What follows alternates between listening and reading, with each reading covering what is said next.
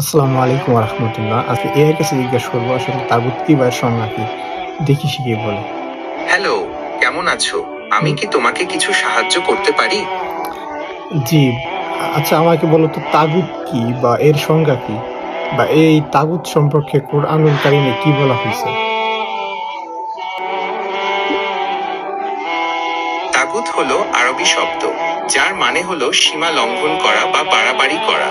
ইসলামে তাগুত বলতে বোঝায় আল্লাহ ছাড়া অন্য কোনো কিছুর উপাসনা করা বা এমন কোনো শক্তির অনুসরণ করা যা মানুষকে আল্লাহর পথ থেকে দূরে সরিয়ে নেয়। এটা শয়তান হতে পারে, মিথ্যা দেবতা হতে পারে, বা এমন কোনো শক্তি হতে পারে যা মানুষকে খারাপ পথে চালায়। কোরআনে আমাদের তাগুতকে এড়িয়ে চলতে এবং শুধুমাত্র আল্লাহর ইবাদত করতে বলা হয়েছে।